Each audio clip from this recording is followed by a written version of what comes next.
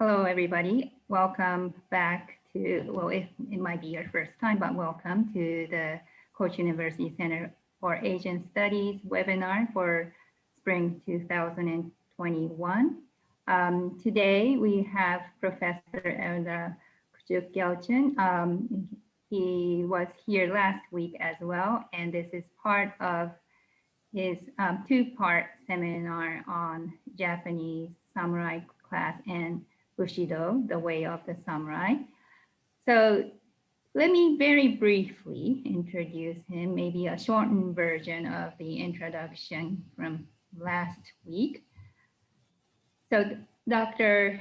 Erdal Küçükyalçın has completed his Ph.D. at Boğaziçi University, Department of History in the field of Japanese history. And he's currently giving lectures at the Asian Studies Center at Boğaziçi on various subjects, including Asian history and Japanese management techniques and know-how. And he's also the founder of the Musashi Dojo, created a school of creative leadership at the Japanese Art Center, where he also teaches shodo, Japanese calligraphy, in combination with Bushido, the way of samurai. And Dr. Küçükyalçın is also the author of many books. I'm not going to list all of them today, but this includes the most recent one, which was published in 2021, entitled Miyamoto Musashi and the Book of Five Rings on Art of War and Leadership. And I believe today's subject may be related to that book as well. And the title of today's talk is Bushido, the Way of the Samurai and the Book of Five Rings. So with that, Dr. Küçükyalçın, the floor is yours. Thank you very much, and thank you for having me today too. We had a very enjoyable talk last week, and today I'm looking forward to start telling, about Bushido. I hope our listeners will enjoy and have, let's say, a hint of the world of the samurai, hopefully. So I would like to share my presentation, if you allow me. So maybe you would like to enable me for screen sharing. Oh, yes, let me. Yes, I think you'll be able to do that now. I think it's here. And okay, well, yep, that's it. First of all, well, I would like to start with my own journey in a way, because today's talk is not specifically on the topic of history or historical development of the samurai class, which we have already completed in the first half of this series.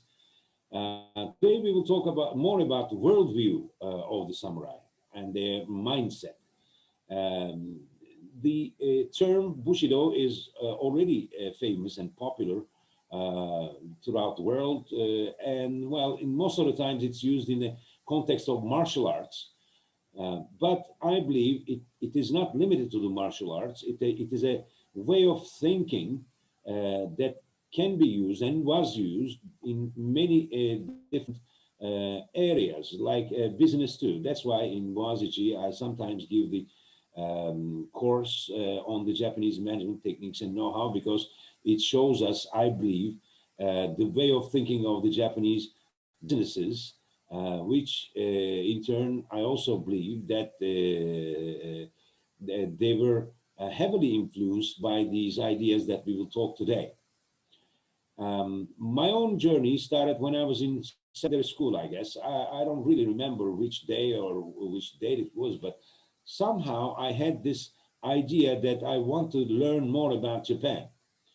And what I wanted to learn was how this Asian nation, could manage to succeed, to develop, and create many brands in many fields. So that question, I don't know, maybe possibly because of the newly arriving animations, Japanese animations. One of them was called Candy Candy. I still can remember the tune and the melody of it. I don't know, maybe because my father had brought a colorful book about the contemporary Japan, modern Japan, somehow, or it was popular in those days. I mean, people were wondering what Japan was like and how, it became a developed nation and etc. Maybe it's a mixture of all those, but somehow I had, from an early period of my life, I had this idea, this let's say, drive to learn more about Japan. And then I was lucky because when I entered into university, I had in mind to learn more about the economical development of Japan. So I decided purposefully, consciously, the Department of Economics. And I entered into Boğaziçi University with the specific idea, specific purpose of learning more about Japan's economy. So you can imagine how happy and how surprised I was when I learned upon my entry into the university that for the first time in the history of university, an elective, a language elective on Japanese language was opened. So you can imagine that I was the first student in front of the teacher. I would like to, pronounce her name, Mariko Erdoğan. I'm so indebted to her. And I was the first student in the Japanese elective language in Boğaziçi University. And then after 1 or 2 years, I had the chance to receive a scholarship from an unexpected source, that is a local bank in Shimonoseki, which happens to be the city, which was the sister city of Istanbul. Now, many people don't know it, but after the hanging bridge over Bosphorus was built in 1973, somebody thought that the Straits is something that binds the two cities, so the two cities became sister cities. But nobody remembered that until I received that scholarship and went to Shimonoseki and stayed there for 1 year and studied development economics, especially focused on what Japanese economical history tells us about the country's development. So you can imagine how happy I was. I had the chance to live there and experience,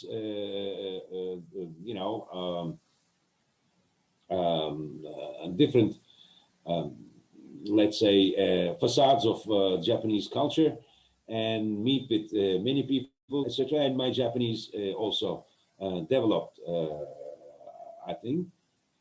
And then, gradually I realized that if I wanted to learn more about the reasons of development of Japan, I had to look more into history. So nothing is without a cause. Nothing is without a reason. I started realizing that I had to know more about history. So after a long while, after graduation from the university and, working with the Japanese people and companies and, living there for a while for a theme park project called Kashiwazaki Culture Town and etc. I mean, I had the chance to work with Japanese in various fields and from various echelons of society. And I realized then that I have to focus more on history. That's why I came back to academia after a long while of about more than 10 years or almost 13, 14 years of professional work. I came back to academia, to Boğaziçi University, and I started studying history. And I focused on the samurai because I had the idea that if I could understand the samurai, I could have a better understanding of that development, that question, the answer I was looking for. So my dissertation in the master's degree was well, its topic was a comparison between the warrior classes of Turkey, Ottoman Empire, that is Janissaries, and the samurai, the way of thinking, the way of living, and how they were organized, and how they were promoted, the organizational system, and etc. There, again, gradually, I started realizing, new discoveries along the way, that I have to know more about the way of thinking. That's why in my PhD, I focused on Buddhism. And, not exactly on the samurai during my PhD, but in order to understand a large portion of Japanese society, I took the topic of Shin Buddhism, which is the largest denomination of Buddhism in Japan, as you already know. So my PhD dissertation brought me to a point that I have to know more about the mindset if I want to understand the history and the economy development. So I arrived at a point that I have to know more about philosophy, the way of thinking. And that's the point when I met Miyamoto Musashi and his book, The Book of Five Rings. This book and the, let's say, Bushido concept suddenly started shedding light on the questions I was asking myself, and I was looking for in the books and archives and etc. And I read the book from various translations, but also from Gendai Goyaku, that's the contemporary, the modern Japanese translations of the text. And I came to the conclusion that I have to share my knowledge, what I have discovered in this book, in the pages of this book, with my people, because I'm an idealist. I was an idealist, and my generation was raised idealist. I don't know. I don't see the same kind of attitude in my students these days. I mean, they come to my Japanese translation classes with, I love anime and I want to read more manga, and I'm interested in the kawaii culture. Or some of them come just, I had to take a second elective, sensei, professor, please, let me take your class, and etc. So mine was different than, the youngsters today, I believe. Anyhow, this idealist background forced me to take on a difficult challenge, if I may say, of translating a 17th century text. I had to look for the right text. I searched archives and, looked for different translations and other texts. And I finally found, which I believe is the best compilation of his book at the Harima Research Association on Miyamoto Musashi. These are mainly amateur, but very, let's say, talented people on texts. They had come together and they found the right text, which is available at the moment to the researchers. So I had to deal with the 17th century Japanese, and I came up with a translation which I managed to publish before the pandemic, a year before the pandemic. That's so about more than 2 years now.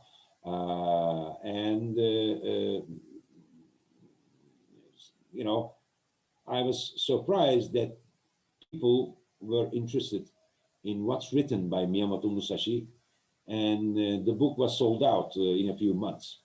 So just after that pandemic entered, and I wanted to publish it again, but you know, the situation was not that good, so I had to wait. And while waiting, I worked on different additional texts that belong to Miyamoto Musashi, and I also translated Dokkodo, well, I will talk about it a little bit at the end of this webinar, but Dokkodo, which can be translated as the way to uniqueness, the 21 precepts of uniqueness, if you may call it, and also the 35 principles of Bushido, etc. So I tried to compile all texts that are related with and about him, and translate them, and you know, form an extended edition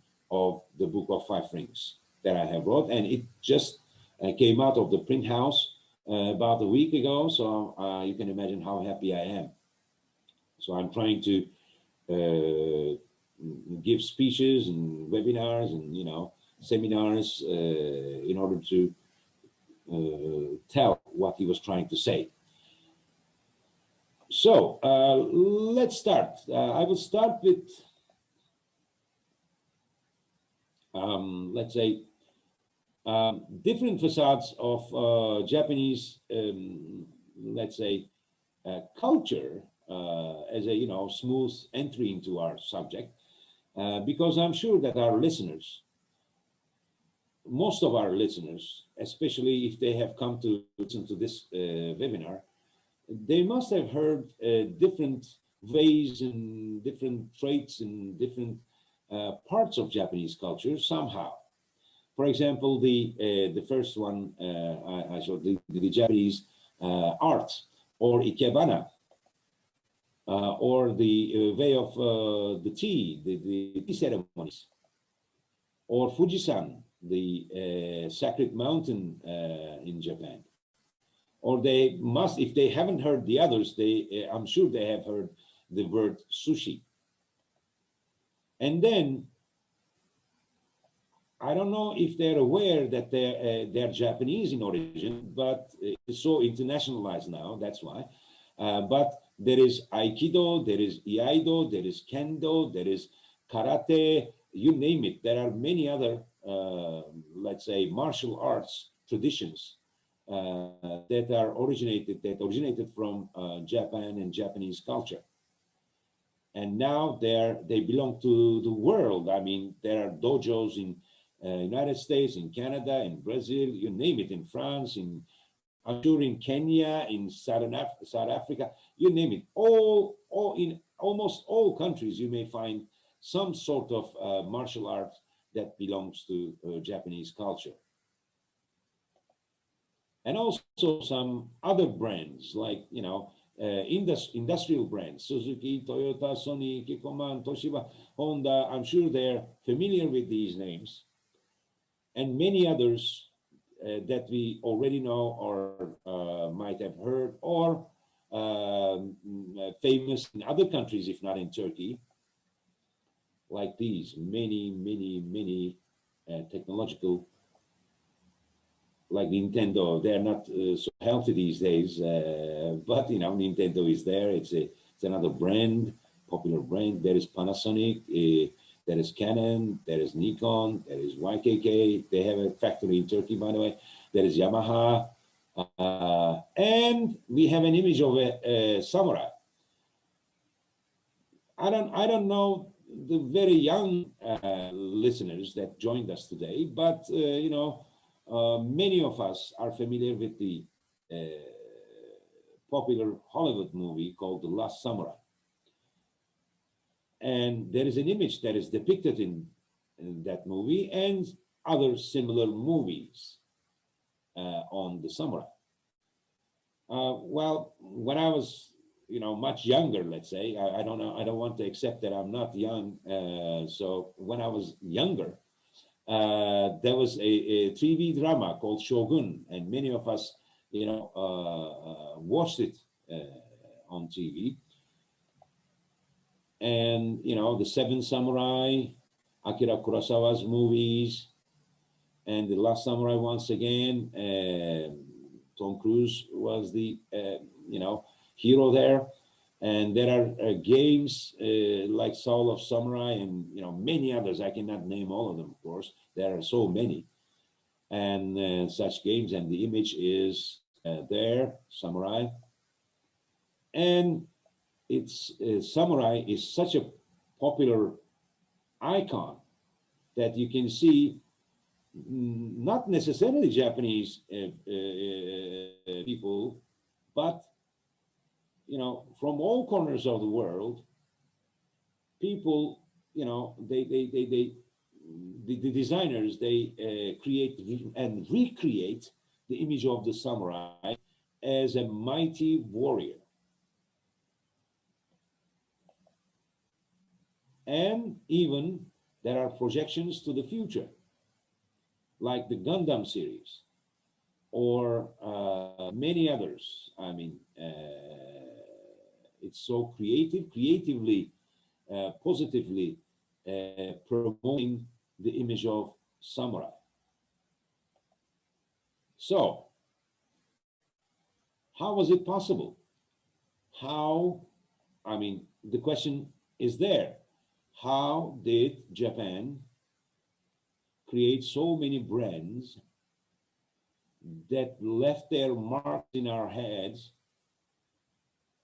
even if we are not that interested in Japanese culture, from all corners of the world? This question is there, and its answer is interesting because it has the potential to give us a kind of outline, a roadmap, both personally and as a society, that it has this potential to give us this, let's say, roadmap, as I said, leading to success, to create a brand in that sense. Because like the other words, like samurai itself, the word samurai, I mean, almost nobody in the world knows the word janissary, even if they know the knight. Or very few people, except the scholars, know about the immortals of Persian Empire, or the Hippais of the Alexandrian army, or the Keshig of the Mongolian Genghis Khan's guard army. But many people know the samurai.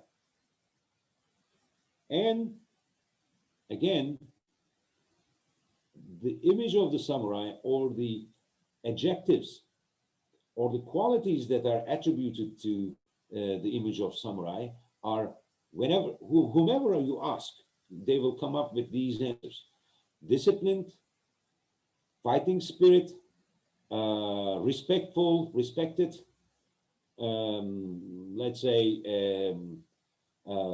mighty warriors with swordsmanship, high level of swordsmanship, etc. So these are the qualities of the brand of samurai. And how it was created by the samurai themselves. Last week we talked a little bit about the Japanese modernization during the Meiji era, Meiji Restoration, but the modernizers of Japan, don't forget, they were the samurai. They came from samurai origin, and they have this mindset, which is called Bushido, or there are other names too, but mainly it's the Bushido or Budo, the way of the samurai, the way of the warrior, or the way of martial arts or martial way of thinking, or the way of strategy, if you like, or art of war. Many such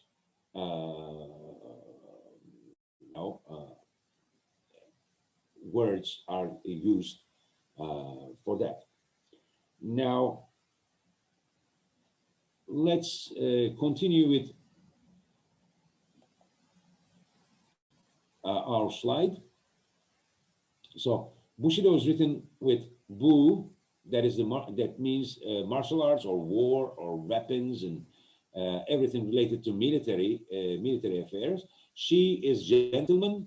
So Bushi is the warrior. We simplify it and call it a warrior, but there are two parts of it. One is military arts, art of war, and the second is gentleman. So this gives us an image that is already there when the image of samurai was in the process of created. And Do, just like Karate Do, Kendo, Iai Do, or other Dos, or Taoism, it's the same. It means the way. So the way of the samurai, the way of the warrior. When we talk about Bushido, we talk about two things, basically. One of them is art of war or strategy, and the second one is leadership. Don't forget, the Japanese society during the 250 years, almost two and a half centuries, let's say, was a secluded society. It was isolated from the world, more or less, with some few exceptions like the Dutch and the Korean embassies and Chinese embassies every now and then, but it was shut to the world. And in that era, Pax Tokugawa, we see the development of these ideas, because the samurai, gradually becoming bureaucrats themselves, were thinking more and more about the reasons why they exist with their two swords on their belly. And they came up with various ideas. One of them, the strongest, I believe, is the Book of Five Rings, because it tells us how a warrior should be, should exist. And there are other books like Hagakure, the one that was written by another samurai, Yamamoto Tsunetomo, but I find his book more Confucian in the sense that it tries to give the principles how a samurai should live according to Confucian principles. But here in the Book of Five Rings, we find the core of warriorship, the core of the heart of the warrior, how he should exist. Now, during the Tokugawa period, the society was divided into four solid castes, about not as much that castes in the Indian sense, but social classes. And the social class that was on the top of the echelons was the samurai, the warrior class. So they always felt the responsibility to lead the society, to keep the society on track, the right track. I mean, that may change in time, but or according to the person who was thinking about it. But anyhow, they believed that there is a right way of living, and the samurai should be the models of the way of right living rightly. So they came up with new concepts. We will talk about them. But leadership is there. They felt that they had to lead the society. They had their privileges, but they have their responsibility of leading the society. Now, the first book that introduced Bushido, or the way of the warrior, to the West, to the world for that matter, was written by a person, a Japanese national who lived in United States, called Nitobe Inazo. And in 1900, he published this book, Bushido. I think his book lies at the core of the image of the samurai that we see, that we come across in the world nowadays. He put the foundations, he is the founder of the image of the samurai as a knightly, professional warrior. I think it was a wise move because he had learned, he had studied his knighthood, I mean, the Western way of warrior worldview, let's say, and he established very strong bonds by comparison, by comparing the samurai with the Western knights. So it was accepted. It was welcomed by the Western society, and the image of samurai became positive. According to Nitobe Inazo, there were 7 characteristics of the Bushido. There were 7 main, principles of Bushido, and we find that all around the world. When we talk about Bushido, many dojos, the people who are interested in, who deal with martial arts, who are practitioners of martial arts, they always use these 7 principles, let's say. It says justice, gi, the first, bravery, yu, benevolence, jin, veracity. These are taken from, popular usage of the translations. And politeness, rei, honor, meio, loyalty, chugi. So while I was translating the text, of course, I had,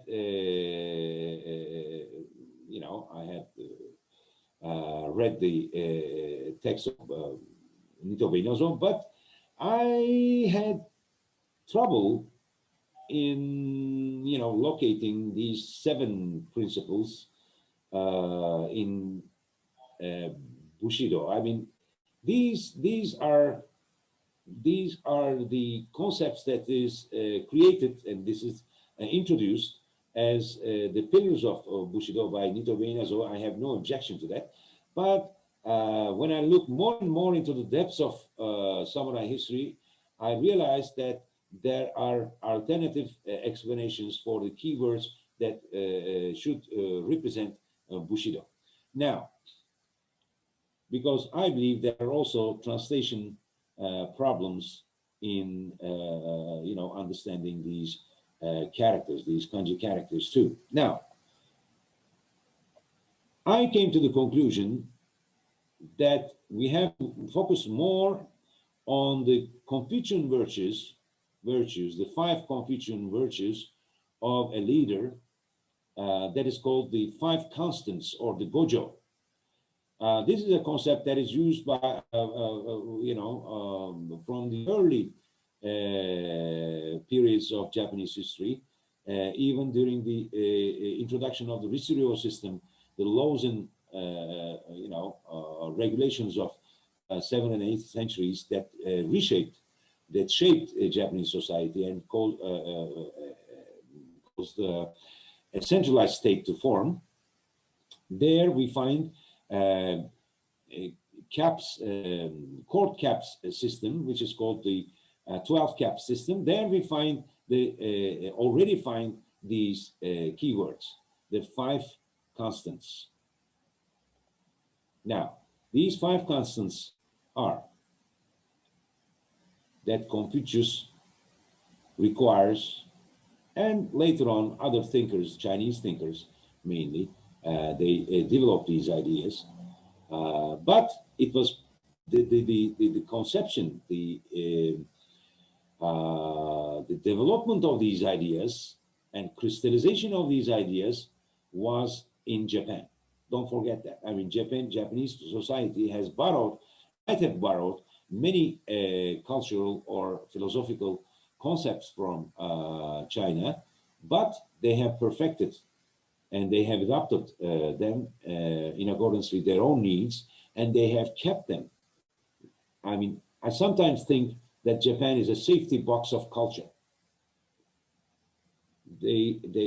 After they they receive certain cultural, let's say, developments, they keep it and they perfect it there. Now,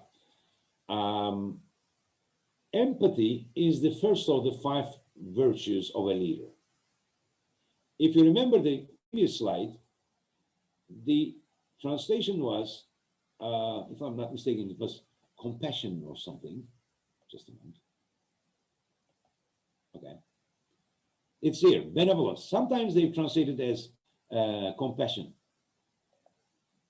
But if you look into the construction of the kanji itself, you will find out there is men, human being. This stands for man, and the other is 2. So to be able to stand for the other person too, to go into the shoes of the other person, you can understand it like that too. And I like to translate this word as empathy. It doesn't exclude not necessarily the compassion translation of it, but at the core of the meaning, I find empathy.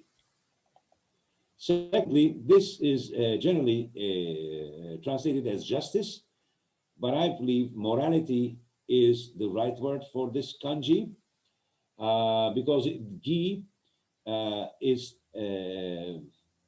when we talk about gi, we talk about the universal right and wrong. I mean, it is related to justice, of course, but it doesn't necessarily have to be with justice itself. It's more than that. It's about morality. It is about knowing what's right and wrong.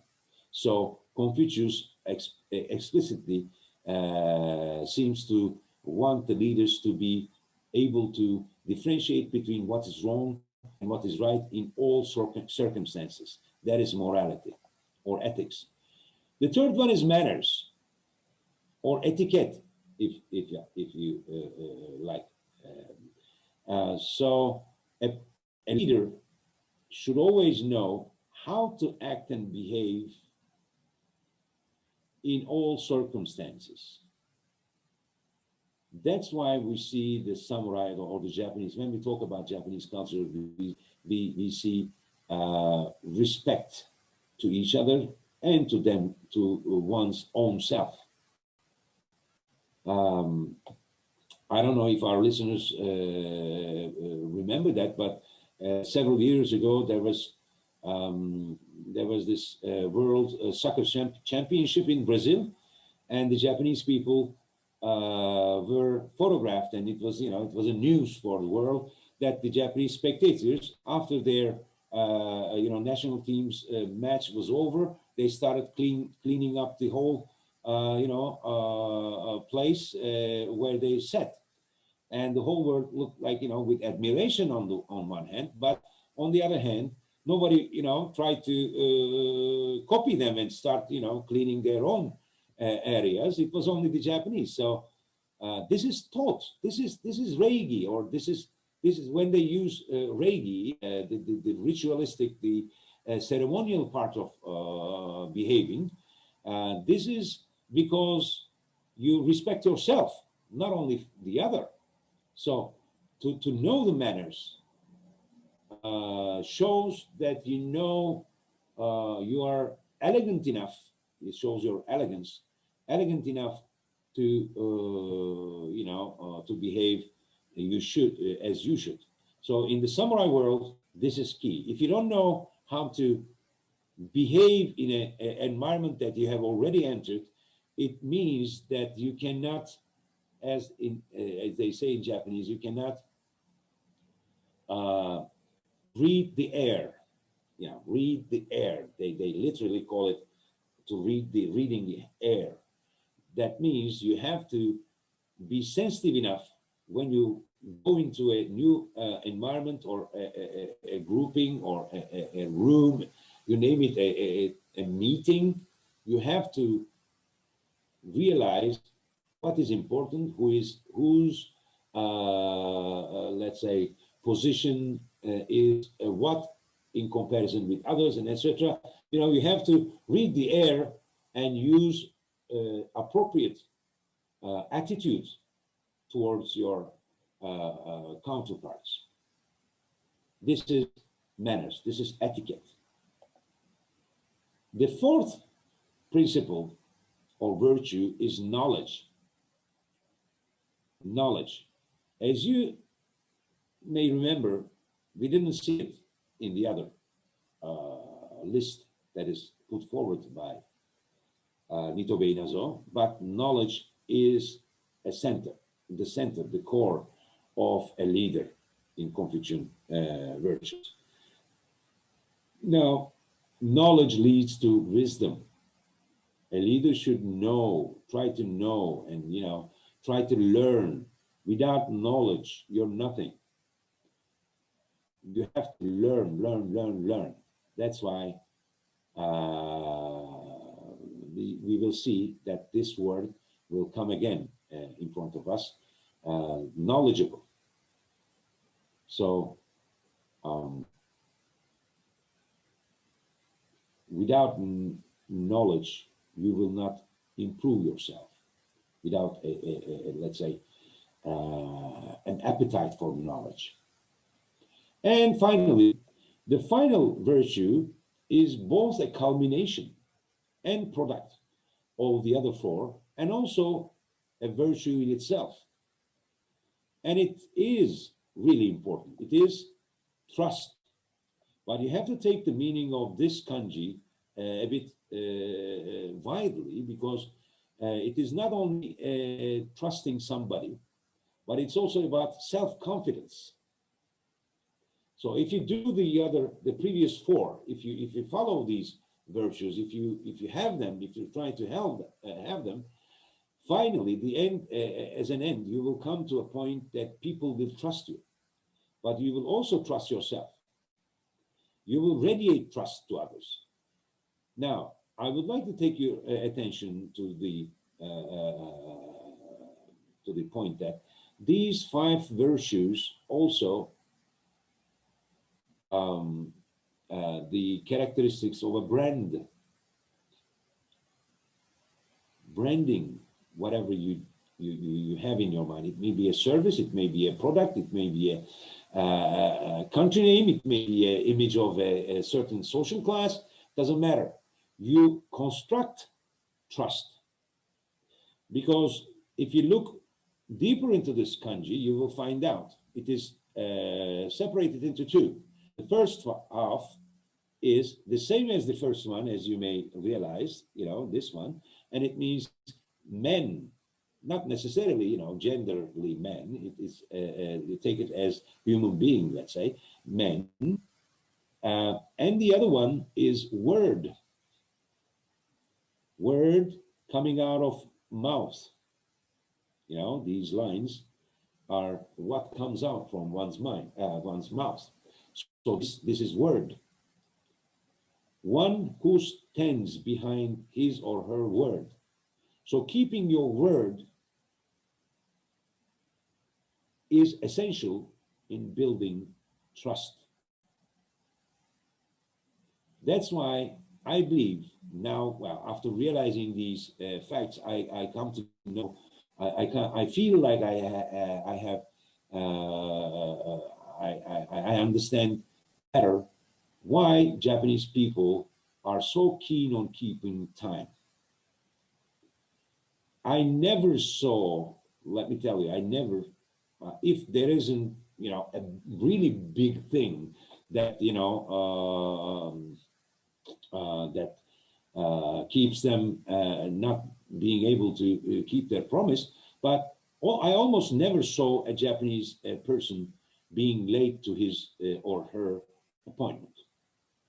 And interestingly enough, the more they go higher up in the echelons of the society, I mean, they become more erai, let's say, they become more and more on the leading positions of the society, like CEOs and presidents of large companies and etc. They keep it more. Believe me. They come at least 5 or 10 minutes before their appointment. You know why? Because they know that it's a whole. What I mean by a whole is that the larger picture that you give to people, to other people, is composed of smaller, consistent components. So detail is important because the larger picture is composed of small details coming together perfectly, hopefully, at the end. So a Japanese person may think, if you're from the Middle East, I see I see people here too. I mean, maybe because we are from Mediterranean, we have hot blood, or we are, emotional people. I don't know. You may come up with many reasons for that, but we are not that keen about keeping our time. But keeping your time is keeping your promise. If you keep your promise, you are trusted. If you're trusted, when you do, people come after you. So you can lead, you can be a leader. So let's go. Another key concept in understanding Bushido is Chigyo Goitsu. It literally means unity of knowledge and action. It is another Confucian, let's say, concept, but it was central to the samurai life. What we mean by knowledge and action, well, it's obvious on the one hand, but for the samurai, it meant that you have to increase your knowledge in all fields of living. I mean, in arts and etc., in your own craft, etc. But it is not enough for the samurai. I mean, it's a Confucian, as I said, principle, but it is perfected. It is more respected. It is more popularized in the Japanese society, especially during the Tokugawa period. It is so popular that we find in the documents of those times when they write about the salaries, the incomes of the samurai, they use the word chigyo daka. Chigyo daka. That means the amount of your chigyo or chiko. That is the unity of knowledge and action. So the value of what you do as a samurai is calculated with your knowledge and action. I mean, it is symbolical, but it's meaningful. So a person, a leader, should be knowledgeable, but if he or she doesn't take action with that knowledge, it means that he or she does not necessarily know what she or he pretends or claims to know. So knowledge, scholarship in that sense, or academia, if go further and further, the more you know, the less you act most of the times. But this in the samurai world is different. They value action as much as they do knowledge. Another keyword for this era, or Bushido for that matter, is Bunbu Ryodo, the double way of the arts of war and peace. What I mean by that is that a samurai should know, of course, should for sure know his craft, that is strategy, art of war. He should learn sword fencing.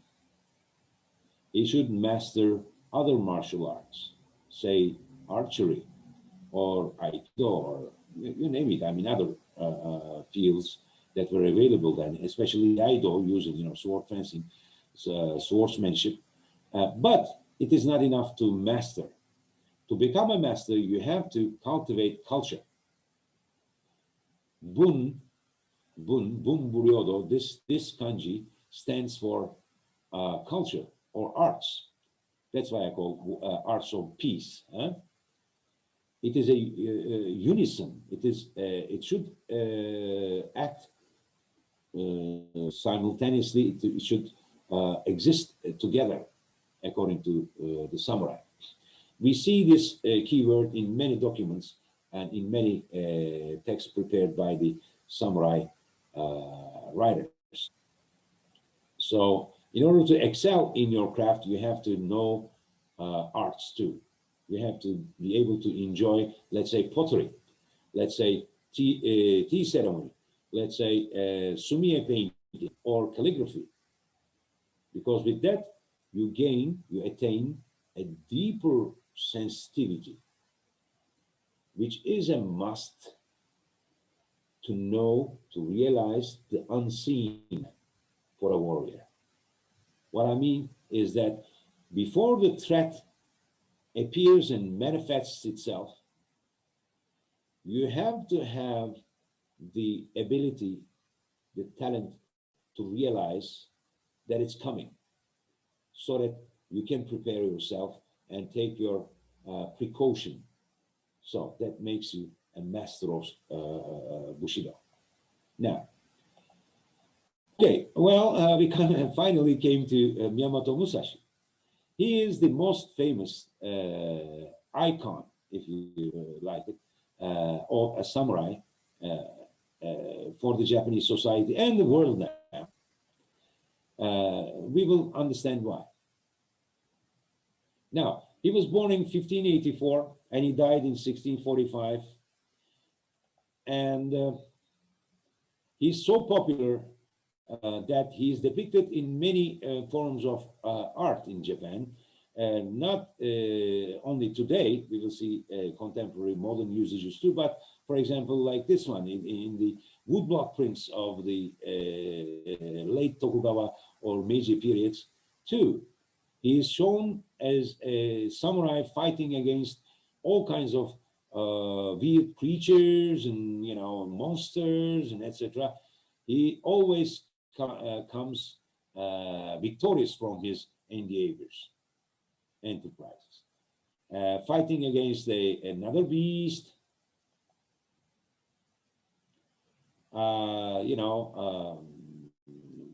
Again, another woodblock print showing him. This is a modern depiction of Miyamoto Musashi. There are many examples of such enterprises to portray him as an ideal warrior, and adapting that image in accordance with the needs of each generation, if you may. This is a modern and a recent one, and that's another one. And many Japanese movies take him as the hero. Many dramas, portray him. And always the most popular or strong actors in acting, and even in animes, in animations, you find different versions of Miyamoto Musashi as the ideal warrior. How did he become like that?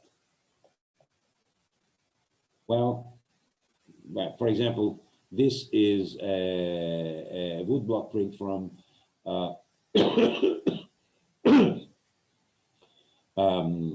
from the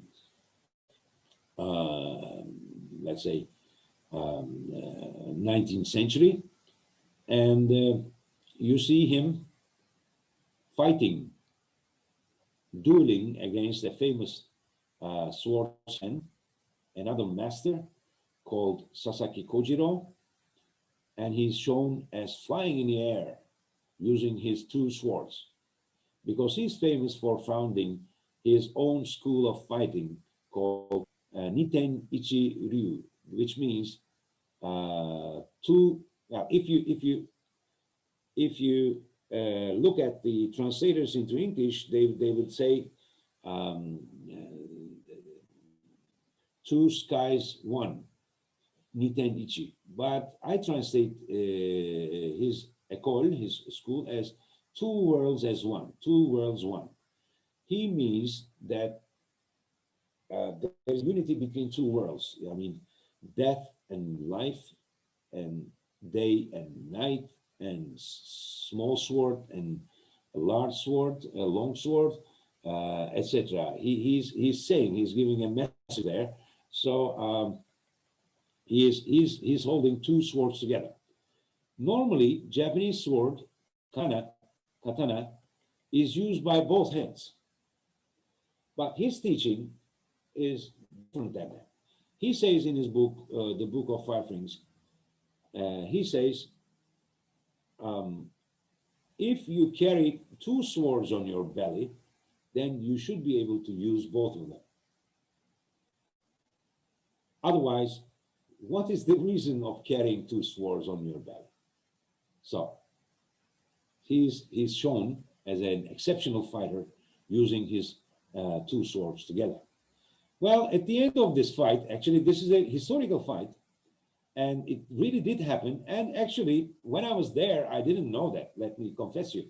When I was in Shimonoseki, the town that I went for the first time in Japan and stayed there for 1 year, as I told you at the start of this talk, that town, that is the sister city of Istanbul, hosts this very spot, the famous spot called Ganryujima, the Ganryu Island, where this took place. Actually, you see,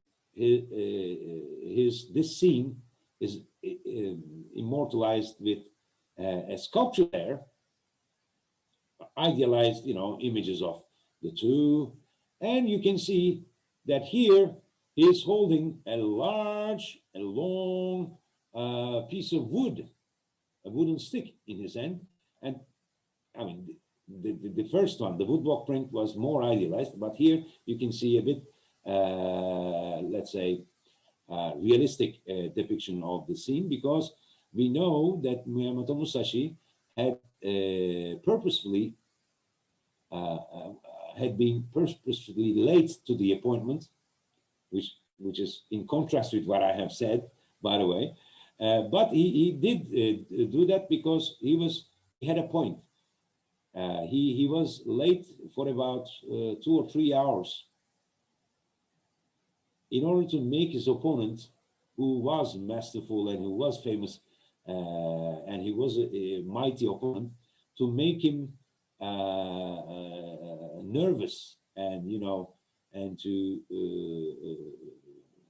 to make him angry, so that he wouldn't be balanced when the fight started. So this has a message, and in it, a silent, a hidden message that Musashi always likes to give, also in his texts too. What he means by this coming late is the fight starts the moment you decide, not at the battlefield. He says you can fight as much as you prepare. So the process leading to the fight is as important, or even more important, than the battle itself. The victorious general comes to the battlefield already have won his victory by his meticulous hard work and practice and knowledge and experience and preparation, for that matter. So preparation is the main thing in Bushido, and Musashi tells it. So he had carved out a long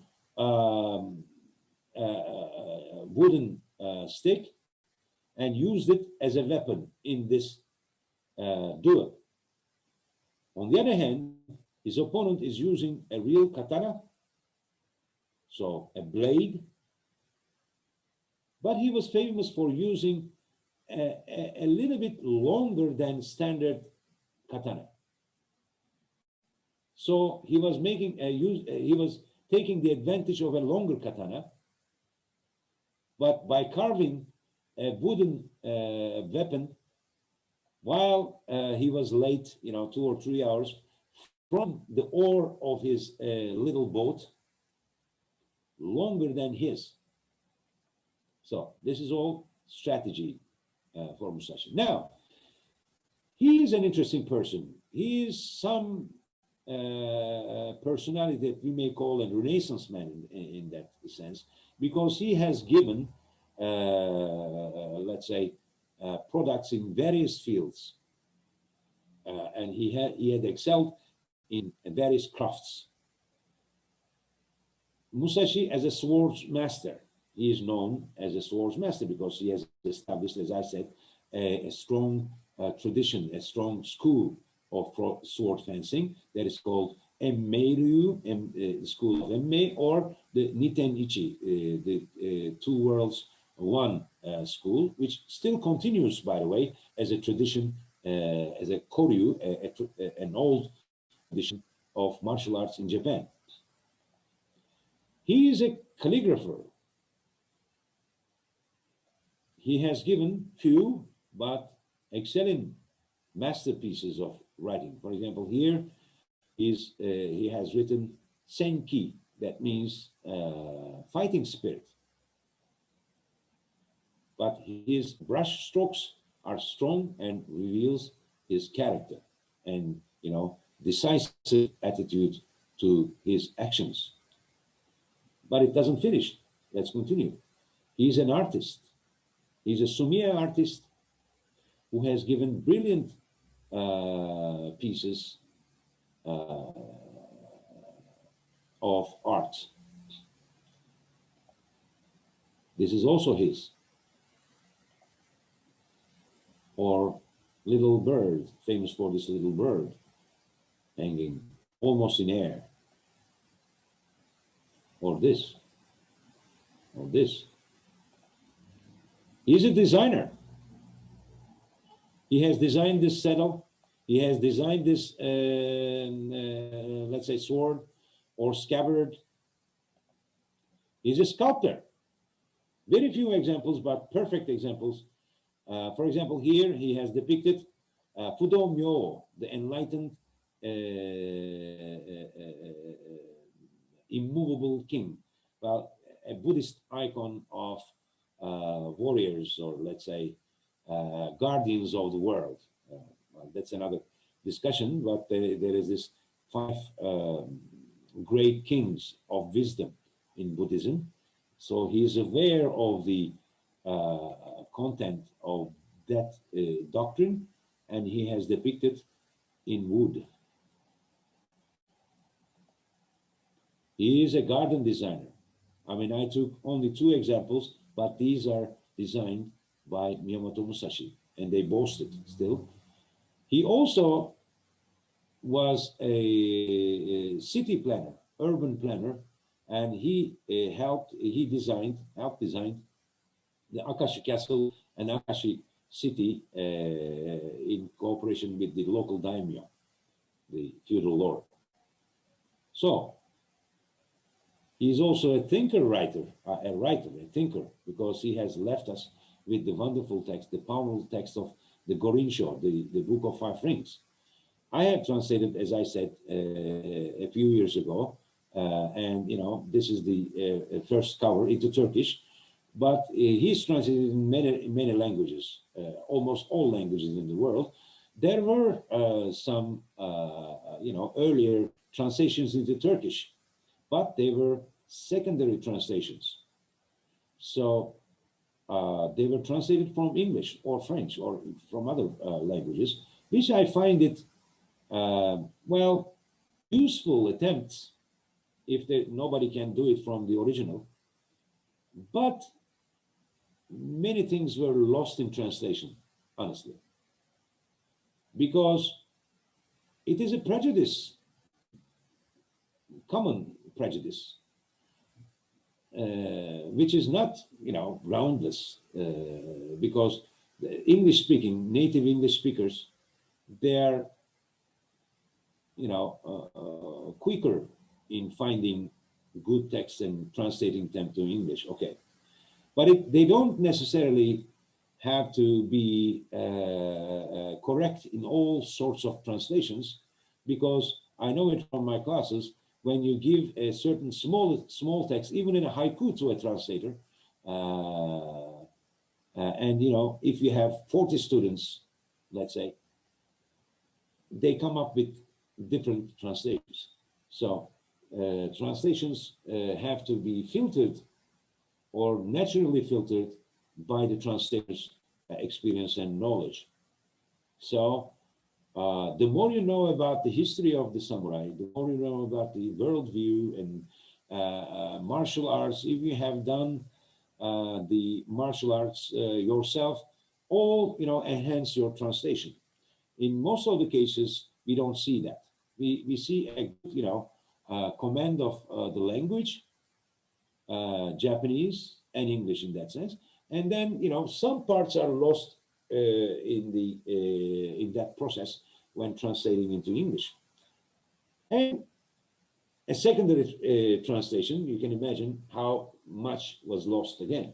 So for many years, Musashi's text was regarded as unintelligible in Turkish. It was so complex, it is not understandable.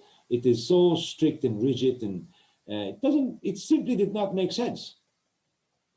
So if you remember, I said I was an idealist and I was looking for the answer of Japan's development, and I came up with this answer, and I found finally the answer, and it is the Book of Five Rings, and I had the responsibility to translate. So this is the culmination of that journey. And finally, when I prepared this extended edition, I included other texts that belong to Miyamoto Musashi. So this book in Turkish became one of the few attempts to bring Musashi's texts all together in one book, in one publication. So let's talk about the Book of Five Rings. I will give some quotes whenever necessary, so that you may have an idea of what he's talking. Because if you look at this book superficially, you will find a book of Iai Jutsu, let's say, or Batto Jutsu, as they say. That means the techniques of using your sword. But that's only the beginning. That's only a scratch in what he's trying to tell us. How do we understand that? We understand that by doubting from the beginning.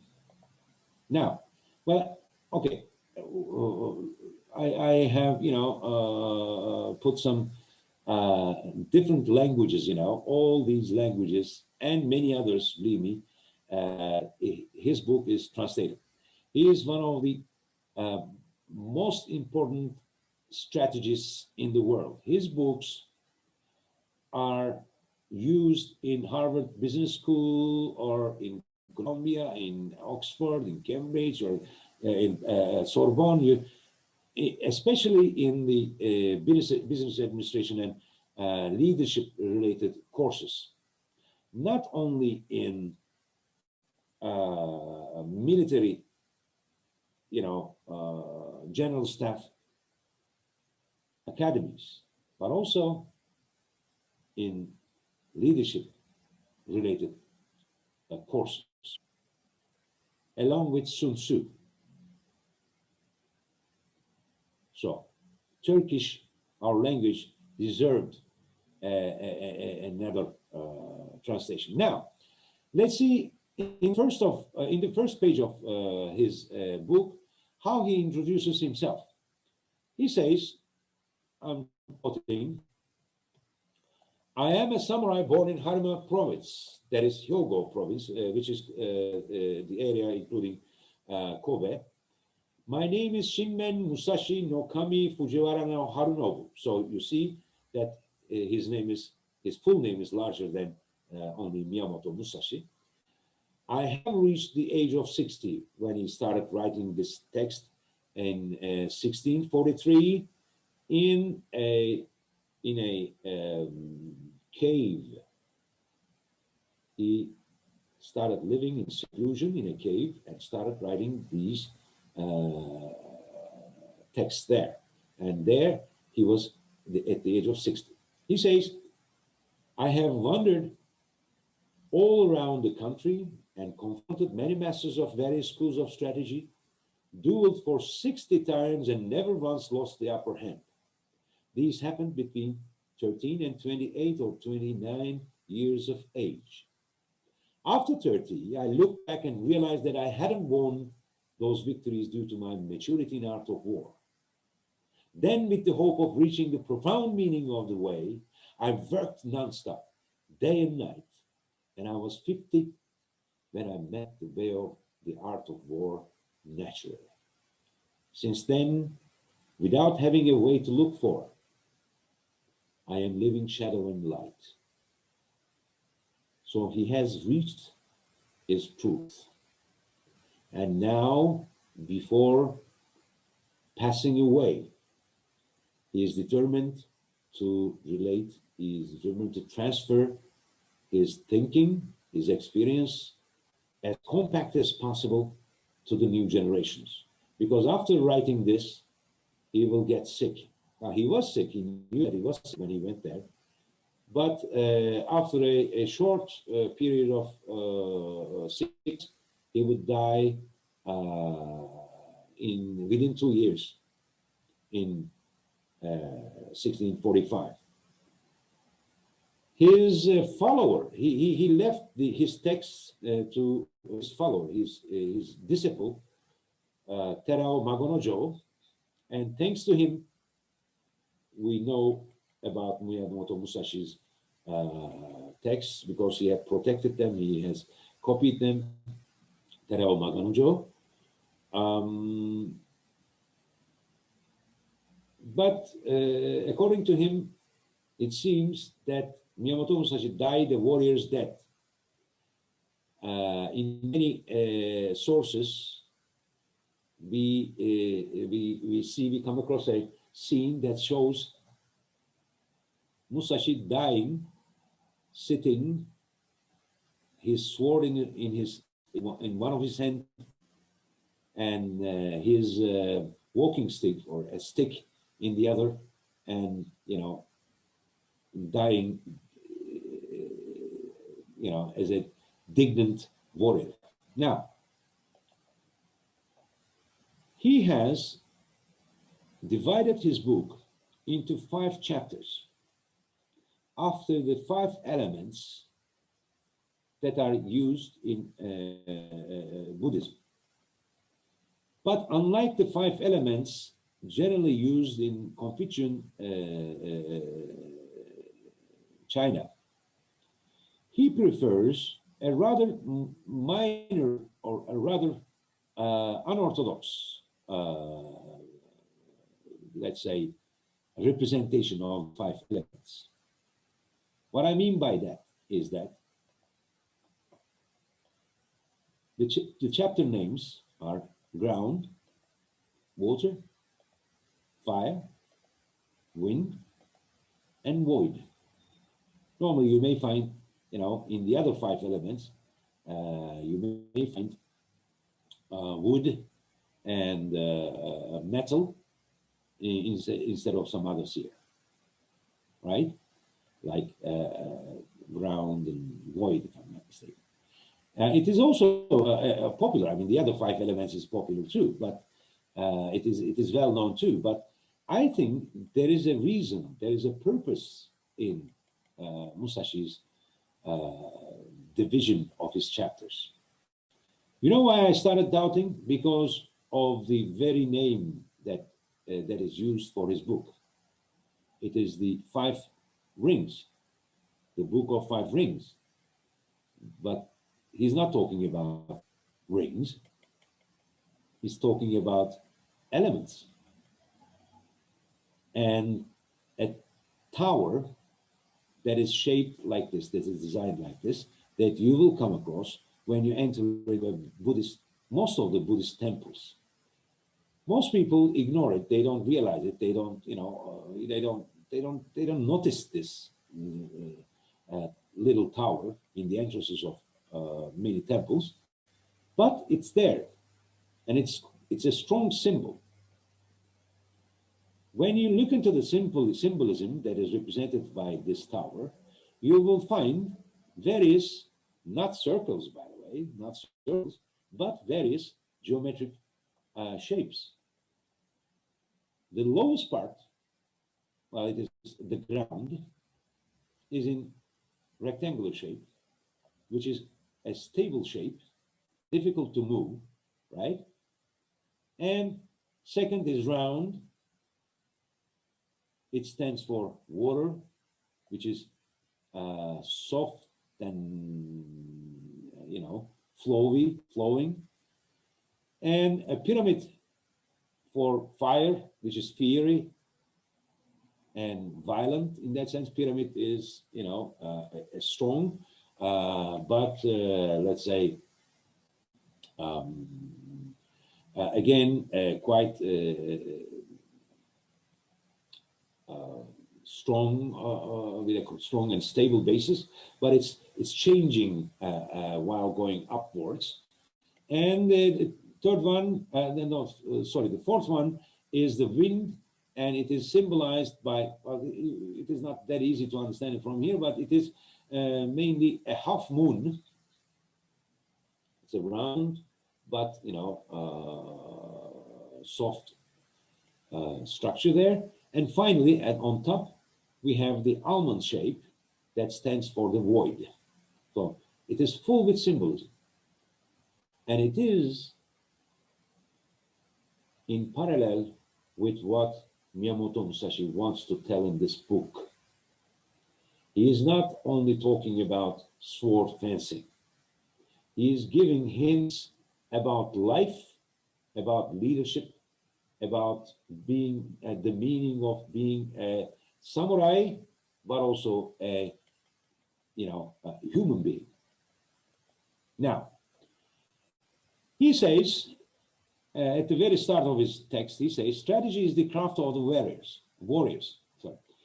Commanders must implement this art and soldiers must know.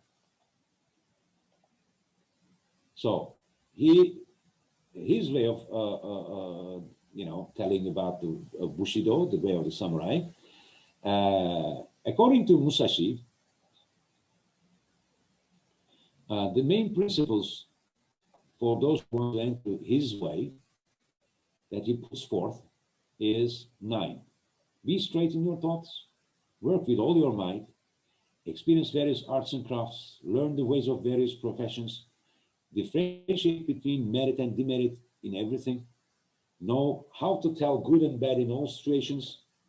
Remember, the first Confucian virtues, the gi, that is morality, and to know the good and bad, or the right and wrong, everything. Understand the invisible by feeling it. Attend even the smallest detail. Do nothing meaningless. I have experienced various sides and facades of this teaching when I lived and worked with and get acquainted with my Japanese friends, Japanese people. Somehow, these rules were like a part of their DNA. I cannot say DNA, but this taught, of course, to the Japanese people by the mass education system, and at the core of which lies Bushido. Now, the ground. Now, what does ground stand for? People say in our conferences, because I mean, I cannot see you, and you cannot give feedback. But normally, when we do it in the good times, in normal times, when I give a talk, I ask them, "What does ground stand? You think?" They generally say, nature, giving birth, source of life, etc. Another interpretation is also possible.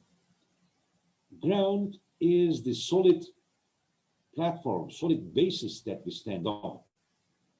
So without the ground, we cannot move forward. If there is no solid platform that we stand on, we cannot move forward. We will just, float in vacuum.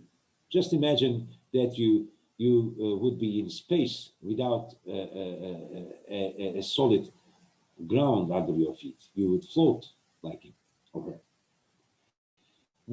That's why he means by ground, or the whole 5 elements theory gives by ground, for that matter, is what you stand on. That is your history. That is your personal or national history. You have to know who you are, your identity, for that matter. You have to know who you are and what you want to do with your life. That's why in the ground book, he outlines everything he will tell in his book. It is the very start. It is the solid basis. So in his book, I think he makes a very critical, let's say, he uses a metaphor for leadership. These 2 kanjis, daiku, in Japanese it means carpenter, and Musashi in his book likens carpentry to leadership or commandership, because he says it means the grand craft. A carpenter should know his own craft, let's say, all the details of his design. He would be able to know how to design. He would know how a temple should be made, how a house should be designed, etc. And then he would hire and bring together talented people, give jobs, assign jobs in accordance with their talents, and coordinate their efforts, and know his material, like, which types of wood should be used in the entrances, in the doors, in the gates, in the ceilings, in all kinds of parts of the architecture. And then you will have a building that will last for long, he says. He knows, surprisingly, all detailed terminology of carpentry. And he says leadership or commandership or being a samurai is to know the grand craft. That is daiku. So, for Musashi, as written in his book, in the ground book chapter, the characteristics of a leader is as follows: to take action decisively, to advance orderly, to do nothing sloppily, to know what really matters, to realize the ups and downs in people's spirit and encourage them or motivate them whenever necessary, to know what is impossible. These are the characteristics of a leader, he says. This is the essence of art of war. So now, he's not talking about only sword fencing. You start to realize that this book is more about the philosophy of leadership, or of being successful, or to have consistent, sustainable success in your life, or in your endeavor, or in your enterprise. Now, he says, on whichever way you walk, if you master your craft to a level second to none, you will glorify your name. This is the way of strategy. Don't you think, like me, that this is the roadmap to creating a brand. Of your name, if you want your name to be a brand, but your product or service or whatever, you name it, or a concept like Bushido, a concept like samurai, the same thing. It becomes a brand. So the second chapter is called Water. And he says at the entrance of this chapter, water is fluid. It flows. It can become a small, tiny drop of water. It's a small drop, but it can also become an ocean. The water takes the shape of the vehicle it uses, it goes into, or the form it takes. So water symbolizes flexibility, fluidity. What do we understand from that? We understand that we should be flexible like water. He tells it in his book. He says, fixation is death. One who moves lives. This is a military principle, of course, to be active and, proactive and be in the move all the time, but also it is a hint for our life.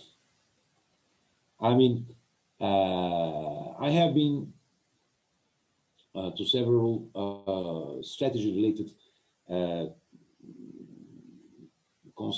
consulting projects in various industrial facilities and companies, together with my Japanese colleagues, and we saw there that there are people in companies who by time, of course, they start with active and energetic youth when they start their profession, but gradually they become fixed. They don't want to move any further. They don't want to change their ideas. They are close to new ideas. And that's why they cause their companies to falter. Because if you don't adapt yourself to changing conditions and times, you will falter. It is the same for individuals. Think about it. How curious are you? How curious are people around you? How curious is this nation, this society? How curious is Middle East? I mean, I'm kidding. Let me tell you, my conclusion is that if a person or a nation or a society loses curiosity, it will collapse. I mean, not literally, but gradually. It doesn't happen at once, but you can visualize in your eyes. In the Middle Ages, Middle East was the source of science, astronomy, mathematics, medicine, you name it. But now, after following the Crusades, this curiosity was taken or inherited by European peoples, the West, and that curiosity led to the age of discoveries, Renaissance, reforms, and etc., and the development of the West, if you like. Now, Asia, the East, is attaining curiosity, and it's rising. Japan was the first in Asian nations to develop, because starting with the Meiji Restoration, the samurai were so curious of the world. They went all around the world and learned the local languages, and they collected knowledge like sponges, intellectual sponges. The sponges attract water. So fixation is death, he says. If you have the power of knowledge, You can see the secrets of each and every environment. So I quoted this because he's using power of knowledge concept here. I think he is pointing out to a certain fact. Knowledge is power. He knows it. Okay. The next chapter is the book of fire. And he says, I will write the battlefield here. What will happen during the fight itself? Because the fire is violent as the war, the battle itself is. And if you cannot control fire, it will destroy you. So to control yourself during the battle is possible only by preparation. He says, he uses the word so many times, preparation for preparation, tanren, kunden, renshu, different words. And he says, practice, practice, practice, practice. The second word he uses most is think. Think about this. Think about this. Rethink about this. You have to think about this. So he says, I see many people who undermine the value of thinking, but those are destined to lose. If you don't think, you will lose. So thoughts are important too. Like water, the fire also takes different shapes. If you control it, you can use it for your own good, but it can also, like wildfires, destroy you or what you have prepared. So you have to get ready.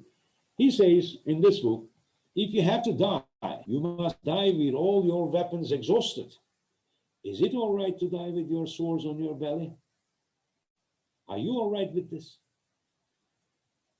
Will you pass your life without realizing your true whole potential? Will you wait for another day or for some, miracle to happen?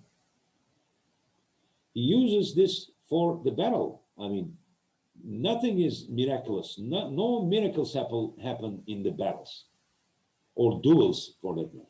You have to be prepared to win. Without preparation, nobody, including God, will not help you to win.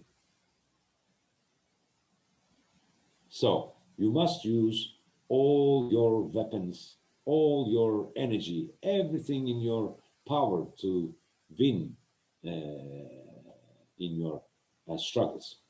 Today, if you can win against your yesterday self, I love this quote. If you can win against your yesterday self, tomorrow you can beat novices, and later, the other day, you will beat masters. So he wants to mean, the real fight is against yourself. It is not about others. I mean, if you look at the famous champions, record breakers, you will see that they fight against themselves. They don't care about what others do. They don't, compete with them. They compete with themselves. This is what Musashi tells us. So the fourth book is The Wind. He says, the wind brings odors, smells, or sounds, voices from afar. That's why we should know and learn more about others, he says, other styles and schools. Because he says, one who knows not the others will now know not himself or herself. You have to know others. So in this book, he starts to tell the ways of other sword fencing or strategy schools in details. He knows each and every detail of each and every school of fight, because he knows that one day or another, that person may become your opponent. And if you know his ways, you can win. You don't have to, not necessarily fight, but to know gives you the power of knowledge. So he says, beware, any tiny deviation from your way today will evolve into a large deviation by time. Wanting and excess in all things are the same. He repeats this word every now and then.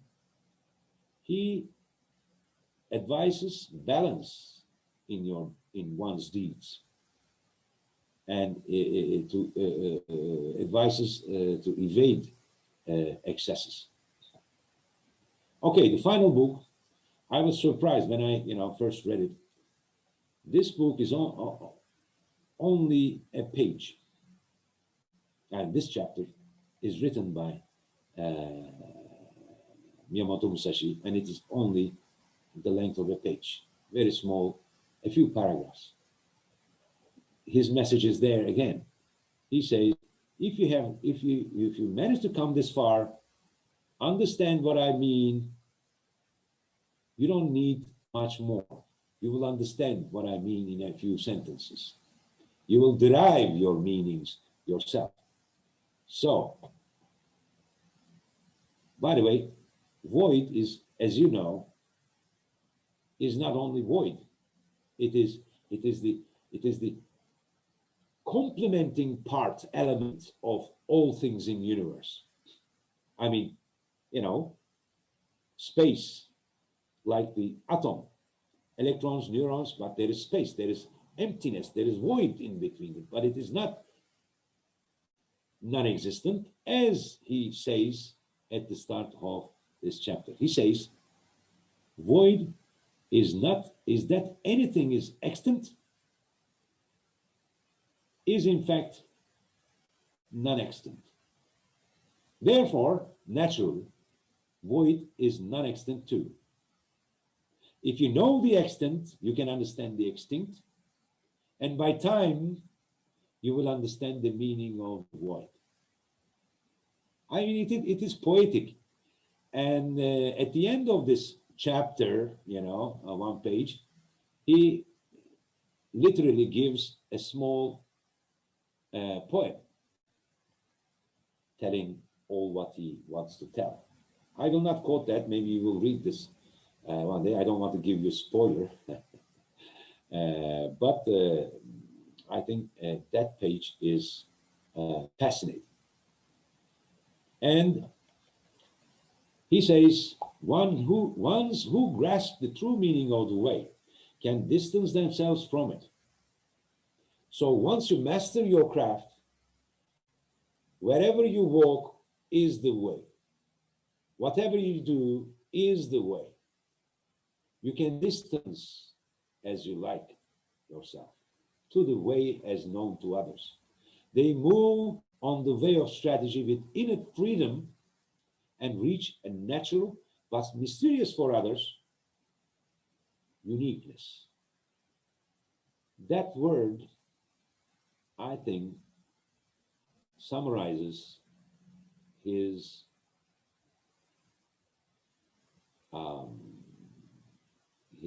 message, uniqueness. He was after uniqueness. I came to that conclusion. Well, after my first publication, the first version of my translation, while preparing the extended version, the new one, I realized that there is a stress, there is an underlining effort in the word uniqueness. That's why I also included his 21 precepts called the Kodo. This is also famous in the martial arts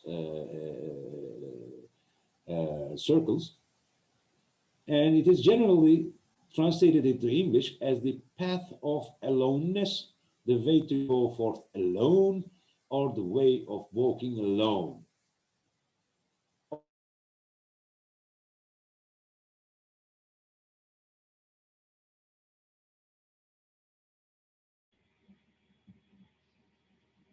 Or lead, or you name it.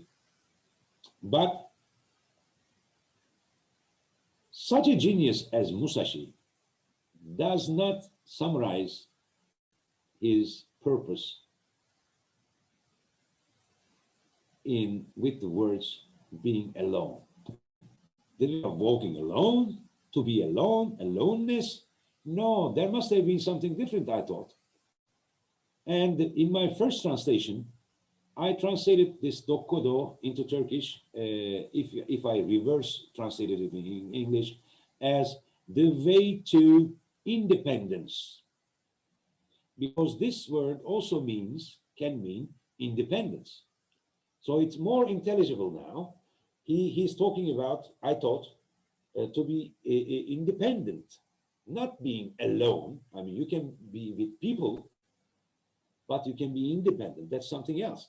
Like this word is used, this kanji is used for dokuritsu senso, you know, the war of independence, like for example, Turkish independence, led by Atatürk.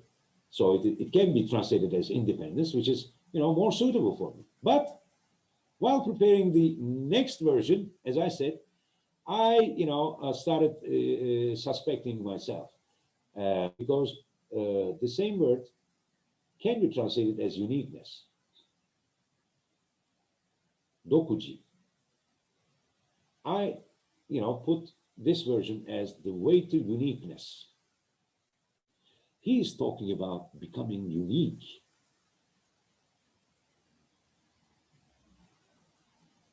Yes, he was talking about becoming unique. His works, when you look at them, his sumie works, his calligraphy, his sculpture, his designs, his sayings, he's after uniqueness. He wanted to leave a unique path behind. And I'm so fascinated with his approach. He's talking about, I was thinking he was talking about strategic leadership, but now I'm convinced that he's talking about creative leadership. Creative leadership, the unity of arts of war and peace. That's why I established, going after, hopefully, Musashi's path, the School of Creative Leadership.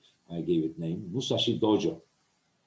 I want to spread this idea of both perfecting your own craft, whatever you do. I mean, we don't have to have swords in our hands or, you know, weapons in our hands, and we are not after fighting with anybody. The real fight is with ourselves, but we have to perfect our own craft, but also learn arts of peace, that is art. So calligraphy, I find, uniting the two sides. That's why I call our slogan in Musashi Dojo is, brush is the sword of mind. It is. Actually, the terminology that is used for brush, you would be surprised how it is related with weapons. I mean, but that's the content of another maybe webinar. So, well, let me wrap it up. It was a long journey for me, but it was full with discoveries, and it was enjoyable.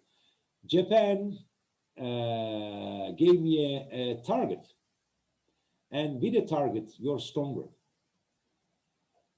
I don't know if it was coincidental or it was, let's say, it was my fate. As Musashi is telling in his own book, he says, I don't know if I was lucky until I was 30. I mean, I was victorious. I did many things, but I don't know if it was luck or not. But, you know, after 50, he realized that the way to walk was clear to him after he was 50, he says. I feel, you know, something similar, you know, for my enjoyment. I feel that after 50, I found the real way I was looking for, and that is the Book of Five Rings and Miyamoto Musashi's symbolic depictions he in his original text. So that's my proposal for English translation, the Veiti uniqueness. So if you read this book, you will come again and again, you will read this book once and again and again and again, and you will underline more as you read along. It is such an interesting book. So this is just two visuals I chose for as the end slide. On the right, there is a samurai, but on the left, there is a janissary. I don't know how many are Turkish nationals listening to us, but I would like to ask you, do you know if there is a code of the janissaries? Do you know yourself? Do you know your own history? As Musashi says, is your ground solid? Well, thank you for listening and having me today, Aiko Sensei. Thank you so much again for a very fruitful talk. Let me unmute everybody in case if you want to, if you have any questions to Professor Küçükyalçın.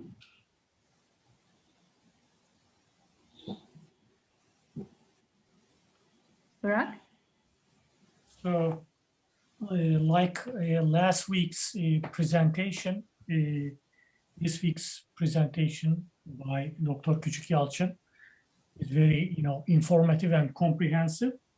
My question is about the sort of, modern sort of uses of Musashi's, understanding of leadership by, let's say, Japanese companies. Dr. Küçükyalçın mentioned the use of this material in places like Harvard Business School, and he also mentioned that many institutions of Japan have continued to refer to that source.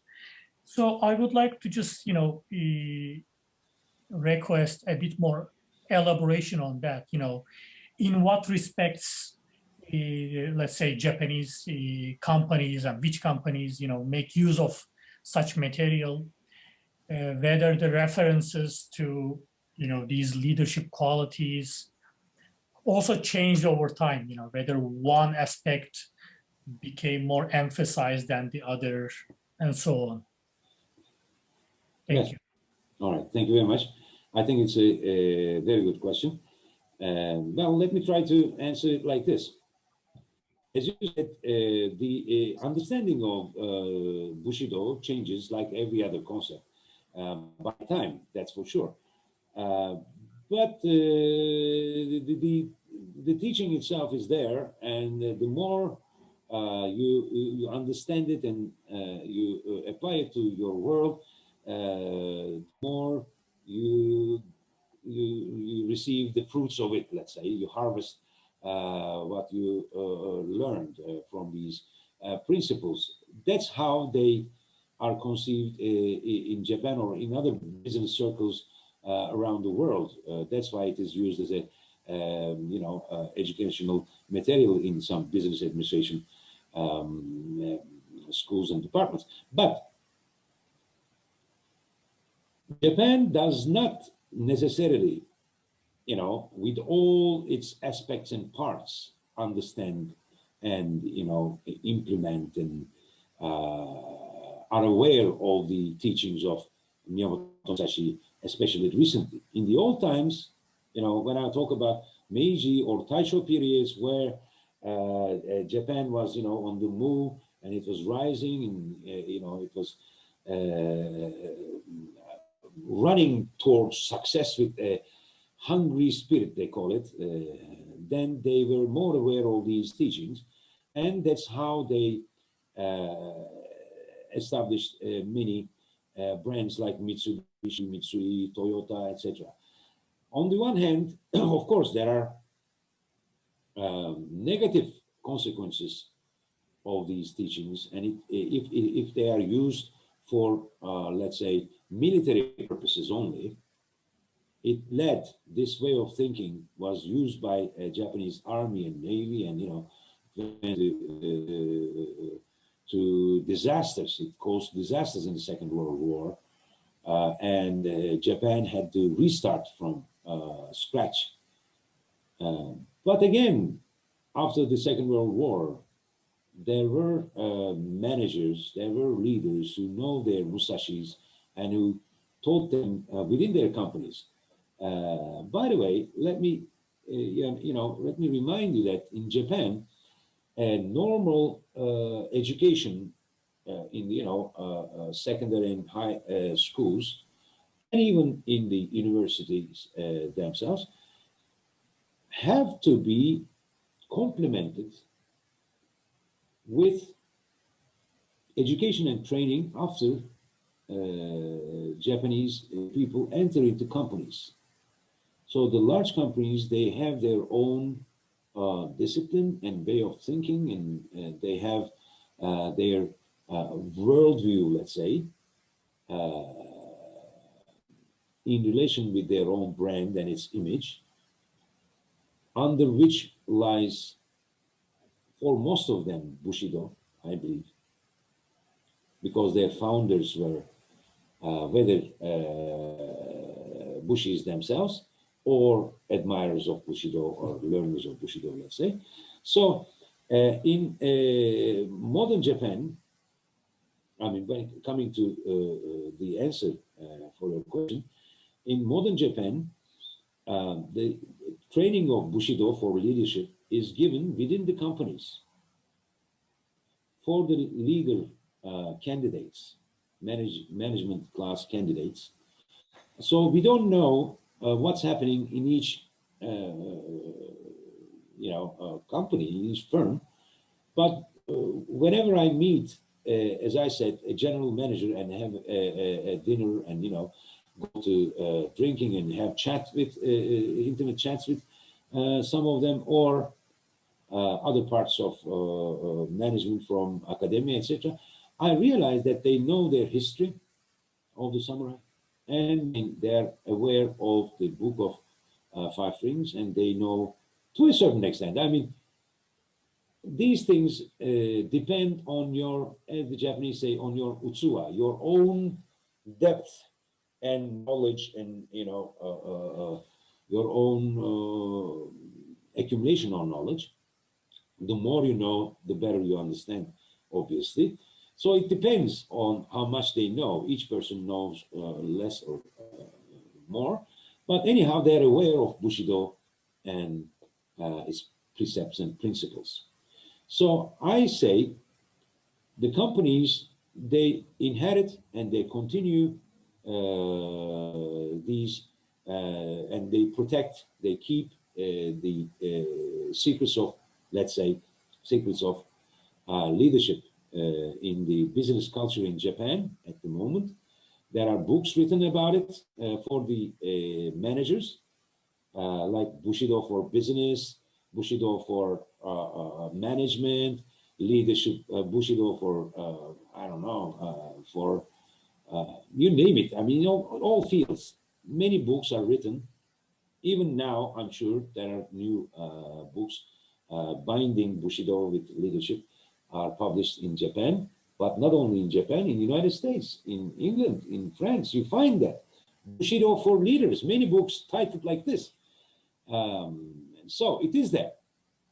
It is continuing, but one maybe little addition to that, I don't see young people, young generations that interested in words like Bushido and fighting spirit, and they're more individualistic. They're more, they don't care much about the let's say, the community, the society, our nation, and etc. Maybe they are wiser. I don't know. I mean, they're just different than my upbringing. So they're not that aware, but there are people who are interested. I gave a similar webinar to Japan a few weeks ago in Japanese. It was interesting experience for me, talking about Japanese history and samurai way of thinking to Japanese people in Japanese. I'm living my dream. I mean, you know, when I was a secondary school student, I would never imagine that, but it happened.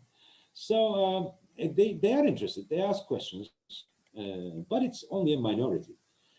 So I don't know, Professor Gürel, if this is an answer for your question or... Yeah, thank you very much. Yeah. Okay, well, thank you for your question. And I think part of the popularity of Bushido nowadays is this, what Dr. Küçükyalçın mentioned, this at one part that I think there's this association from the militaristic part that it was used, especially wartime, and how it tied to nationalism and revering the empire.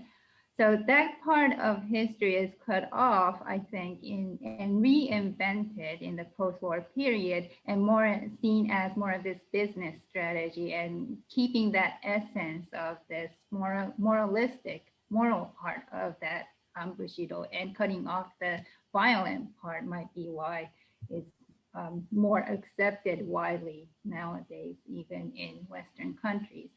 Now, I think, and also I really hope that this sort of subject will be, you know, people would know more about this history, especially in Japan, because like you said, like I think especially for the young people, although Miyamoto Musashi remains an icon and you see him in like all these animes and games, I think it's so much more on a superficial level, and understanding that the history and the real, like the actual writing of him and the artwork also will give much deeper understanding. So I hope you will give more lectures to the Japanese people as well.